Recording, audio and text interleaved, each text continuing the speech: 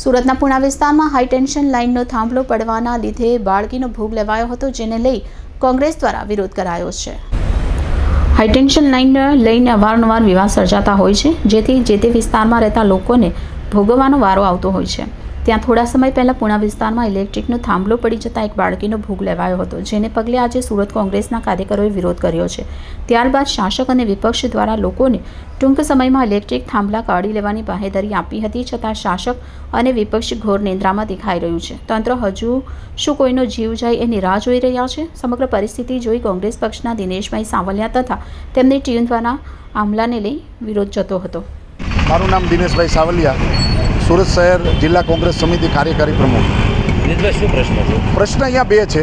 એક પ્રશ્ન જે વર્ષોથી બંધ પડેલી જર્જરિત હાઈ ટેન્શન લાઈનો છે, જેને દૂર કરવાની વાત છે, જે દૂર થતી નથી. એ જર્જરિત છે, પડે અને કોઈને વાગે તો એ તાત્કાલિક હટી જાય, પણ ત્યાર પછી તંત્ર કોઈ આગળ કામગીરી કરતું નથી. બીજો પ્રશ્ન એ છે કે છેલ્લા 7-8 મહિના પહેલાં આ જે નાલંદા સ્કૂલથી કારગિલ ચોક તરફ જે રસ્તો જાય છે, એ ટીપી ફાઇનલ થયો. લોકોના ઘર હોય, લોકોના દુકાનો હોય, એ કબજો લઈ લીધો સુરત મહાનગરપાલિકાએ.